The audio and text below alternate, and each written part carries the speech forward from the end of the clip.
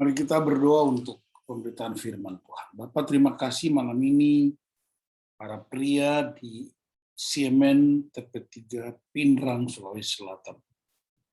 Sekalipun melalui virtual kami bersekutu, memuliakan Tuhan dan mendengar firman-Mu, tidak hanya sekedar pengalihan pengetahuan, sungguh-sungguh menjadi sebuah kebenaran yang membebaskan, kuasa yang menyembuhkan, dalam nama Tuhan Yesus Kristus. Haleluya. Amin. Saya beri judul Power of Community. Kuasa dari sebuah persekutuan.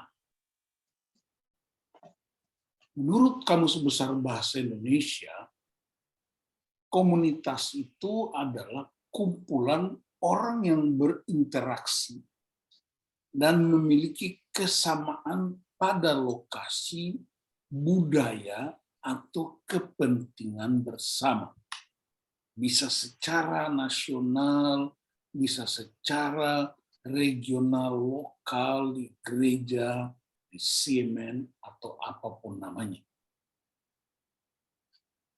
Nah, kita akan pelajari ada 15 ciri komunitas yang sehat dan tidak hanya sehat, tapi bertumbuh dan bahkan berbuah menurut Filipi pasal 2 ayat 1 sampai 7. Kita perhatikan yang pertama, Filipi 2 ayat 1, jadi karena dalam Kristus ada nasihat, ada penghiburan kasih, ada persekutuan roh, ada kasih mesra dan belas kasihan. Jadi, Bapak-bapak dan saudara-saudaraku, kita sudah belajar di Siemen dengan berbagai pola dan metode dengan firman Tuhan bahwa nasihat di luar Kristus bisa mencelakakan. Tapi kalau nasihat dalam Kristus pasti menghidupkan, karena sumbernya dari Kristus sebagai kepala. Itu ada 5 di ayat yang pertama. Yang kedua, karena itu sempurnakanlah sukacitaku dengan ini. Hendaklah kamu sehati sepikir dalam satu kasih, satu jiwa, satu tujuan. Ada 4 ciri sehati sepikir. Satu kasih, satu jiwa, satu tujuan.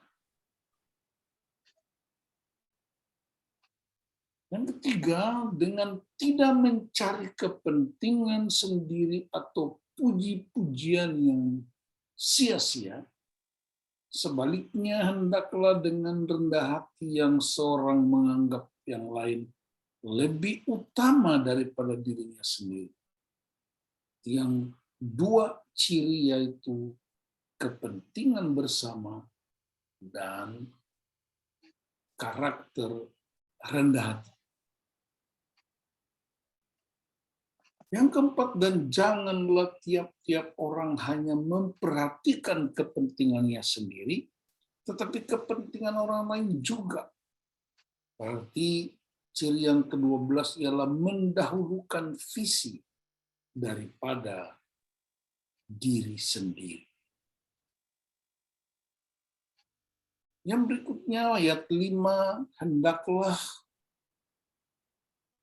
kamu dalam hidupmu bersama menaruh pikiran dan perasaan yang terdapat juga dalam Kristus Yesus. Tiada 2, yaitu memiliki pikiran Kristus dan perasaan Kristus.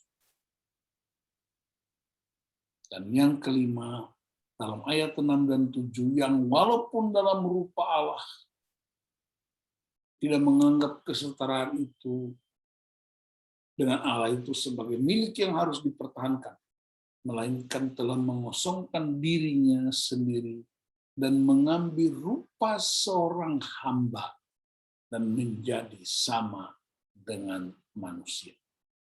Jadi Bapak-Bapak, ada 15 ciri karakter yang menjadi kekuatan membangun sebuah komunitas. Komunitas itu tidak sekedar perkumpulan orang, tetapi dia punya kuasa jika ada Kristus di dalam. Nah, mari kita perhatikan bagaimana caranya supaya 15 ciri itu bisa terwujud. Basis utamanya yang pertama ialah keluarga. Kita sudah belajar keluarga yang sehat membuat gereja kuat. Gereja yang kuat itu pasti mengubah segala sesuatu, bahkan menjadi berkat bagi dunia. Keluarga bicara tentang apa? Fungsi ayah, fungsi ibu. Keluarga bicara tentang apa? Mesbah keluarga. Tempat di mana ada penyembahan, tempat di mana ada perjumpaan dengan Allah. Ingat, di Perjanjian Lama banyak sekali mesbah yang dibangun. Tetapi di Perjanjian Baru, Yesus justru sama sekali tidak membangun mesbah. Kenapa? Karena dia jadikan dirinya sebagai mesbah itu sendiri. Bahkan seorang hamba Tuhan berkata, salib adalah mesbah yang dipersiapkan Allah supaya dunia bisa diselamatkan. Keluarga juga bicara tentang apa? Keteladanan. Keteladanan perkataan maupun perbuatan, baik oleh suami, istri, orang tua, ayah, ibu, terutama para pria, karena kita adalah sumbernya. Keluarga juga bicara tentang fondasi hidup. Apakah di dalam keluarga ada nilai-nilai Kristus yang terus tertanamkan, seperti pelajaran kita pada sesi 1, pria yang kuat itu bukan karena bodinya, hartanya, tetapi karena fondasinya, batu karang yang teguh, karena datang, dengar, dan melakukan firman Allah. Keluarga juga bicara tentang pemenuhan kebutuhan. Apakah itu kebutuhan sandang pangan, kebutuhan papan, kebutuhan pola asuh, kebutuhan relasi, bahkan kebutuhan rohani, kebutuhan pendidikan, dan kebutuhan pembentukan karakter. Jadi Bapak bisa memperhatikan keluarga adalah basis dari semua kebutuhan yang diperlukan untuk membangun perjalanan iman yang kuat. Kalau ini ciri-ciri 15 ciri dalam Filipi 2 itu terwujudkan di komunitas, harus dimulai di dalam keluarga. Yang berikutnya buat Bapak, yang kedua, kalau kita mau mewujudkan 15 prinsip itu atau 15 ciri itu, maka yang kedua hidup kudus. Ibrani 3 ayat 6, tetapi Kristus setia sebagai anak yang mengepalai rumahnya, dan rumahnya adalah kita. Jika kita sampai kepada akhirnya teguh berpegang pada kepercayaan dan penghargaan, pengharapan yang kita megahkan. Bagian kedua 1 Korintus 6 ayat 19-20, atau tidak tahukah kamu bahwa tubuhmu adalah bait Roh Kudus yang diam di dalam kamu, Roh Kudus yang kamu peroleh dari Allah, dan bahwa kamu bukan milik kamu sendiri, sebab kamu telah dibeli dan harganya telah lunas dibayar. Karena itu muliakanlah Allah dengan tubuhmu. Komunitas adalah tempat kediaman Allah, dimulai dari setiap pribadi. Jadi yang pertama tadi bicara tentang keluarga sebagai basis. Yang kedua, pilihan menjadi hidup kudus. Kudus itu bahasa aslinya Kados artinya dipisahkan. Lalu yang ketiga, kesatuan. Kesatuan sebagai kesaksian bagi dunia, supaya dunia percaya. Ingat, kesatuan bukan ide gereja. Kesatuan bukan ide pemimpin-pemimpin gereja. Kesatuan bahkan bukan ide CMN. Kesatuan itu doa Yesus. Yesus berdoa dalam Yohanes 17 ayat 21. Supaya mereka semua menjadi satu. Sama seperti Engkau ya Bapa di dalam aku, dan aku di dalam Engkau, agar mereka juga di dalam kita. Supaya dunia percaya bahwa Engkaulah yang telah mengutus aku. Jadi itu doa Yesus tentang persatuan.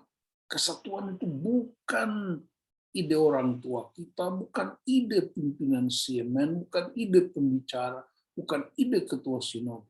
Kesatuan itu doa Yesus. Itulah pengharapannya. Karena ternyata kesatuan itu adalah alat kesaksian bagi dunia. Supaya apa? Yang pertama, supaya mereka semua menjadi satu. Doa Yesus. Yang kedua, sama seperti Engkau di dalam aku di dalam Engkau. Agar mereka juga di dalam kita, supaya dunia percaya bahwa Engkau yang telah mengutus aku. Jadi itu karakter-karakter yang mesti kita bangun jika kita ingin komunitas. Pertanyaan yang sering kali muncul ialah kenapa banyak komunitas itu gagal? Periksa, di sana ada enggak karakter Kristus di dalam? Nah, pesan utama dari teks kita, Bapak-bapak, saudara-saudaraku, ialah Kristus adalah teladan kehidupan dan pelayanan Kristus. Karena dia memikirkan orang lain terlebih dahulu, bukan dirinya sendiri. Pertama, apakah Anda memperhatikan kepentingan orang lain atau Anda hanya memikirkan diri sendiri? Yang kedua, apakah Anda memiliki sikap hati seorang hamba seperti Yesus Kristus yang rela berkorban bagi orang lain? Dan yang ketiga, maukah Anda mengosongkan diri agar orang lain dapat dipenuhi?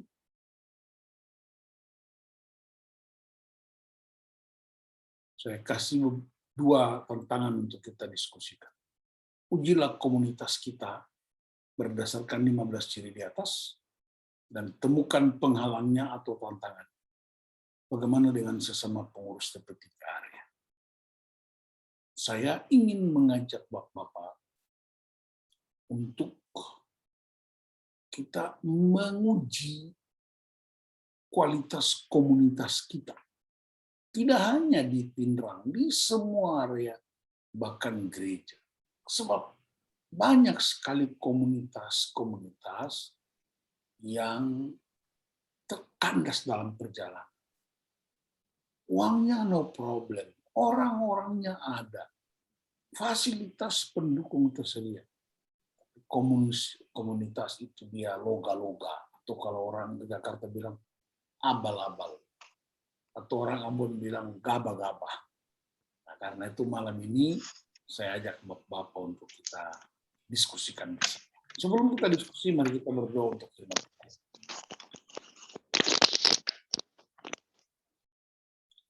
Bapak, terima kasih untuk firman Tuhan ini, sekalipun hamba-Mu ini terbatas, tetapi Roh Kudus tuntun setiap kami untuk boleh mengalaminya lebih dalam lagi. Dalam nama Tuhan Yesus Kristus. Haleluya. Amin.